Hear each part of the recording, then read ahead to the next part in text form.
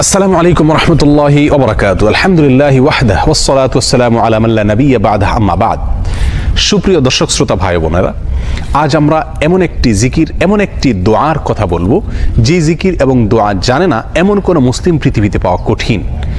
বলতে গেলে আমরা সকলেই এই দোয়া, এই জিকিরটি জানি, এই বাক্যটি মুখস্থ আমাদের আছে, কিন্তু এই বাক্যের যে ওজন, এই বাক্যের যে ওয়েট, এই বাক্যের যে গুরুত্ব, সেটা আমরা হয়তো অনেকেই উপলব্ধি করতে পারি না। মুস্তাদরাকে হাকিমে আবু সাঈদ খুদরি রাদিয়াল্লাহু তাআলা আনহু থেকে বিশুদ্ধ সূত্রে বর্ণিত এক হাদিসে নবী করিম সাল্লাল্লাহু আলাইহি সাল্লাম ইরশাদ করেছেন, একবার আল্লাহর নবী মুসা আলাইহিস সালাতু ওয়াস সালাম আল্লাহর কাছে দরখাস্ত করলেন, আল্লাহর কাছে আবেদন পেশ করলেন। তিনি আল্লাহর সঙ্গে সরাসরি কথোপকথন করতেন, সেজন্য কালিমুল্লাহ বলা হয় তাকে।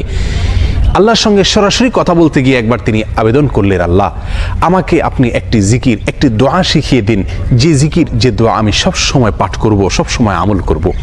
আল্লাহ সুবহানাহু ওয়া তাআলা তখন মুসা আলাইহিস সালাতু ওয়াস সালামকে বললেন, কুল লা ইলাহা ইল্লাল্লাহ, হে মুসা আপনি লা ইলাহা ইল্লাল্লাহ এই দোয়াটি সবসময় পাঠ করবেন, এই জিকিরটি সবসময় পাঠ করবেন, এটা আপনাকে আমি দিলাম।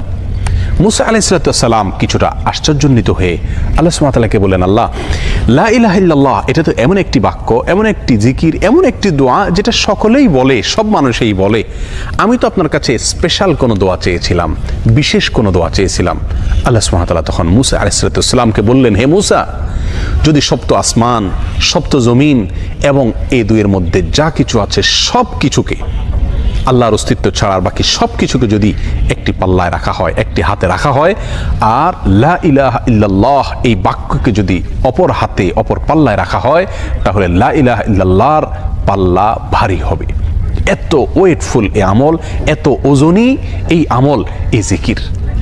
অর্থাৎ আল্লাহ সুবহানাহু ওয়া তাআলা মুসা আলাইহিস সালাতু ওয়াস সালামকে যে বার্তা দিলেন সেটি হলো, লা ইলাহা ইল্লাল্লাহর চাইতে ওজনী, এর চাইতে ওয়েটফুল, এর চাইতে ভারী, এর চাইতে শ্রেষ্ঠ, এর চাইতে মর্যাদাপূর্ণ কোনো জিকির আল্লাহর জমিনে আর নাই।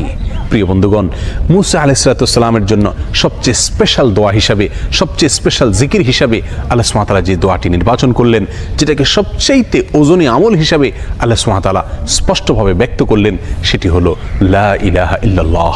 অথচ এই লা ইলাহা ইল্লাল্লাহ এটাকে আমরা খুব সাধারণ একটি জিকির মনে করি, খুব সাধারণ একটি দোয়া মনে করি, আমরা বিশেষ আমল খুঁজে বেড়াই। অথচ এর চাইতে বিশেষ, এর চাইতে স্পেশাল কোনো আমল আল্লাহর জমিনে আর হতে পারে না।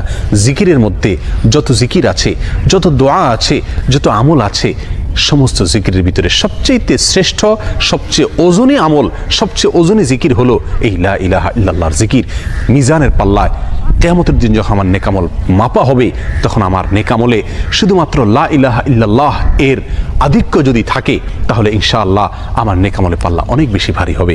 আসুন চলতে ফিরতে, উঠতে বসতে, অবসরে, কাজের ফাঁকে সব সময় মুখ থেকে, অন্তরের গভীর থেকে লা ইলাহা ইল্লাল্লাহ উচ্চারণ করতে থাকি।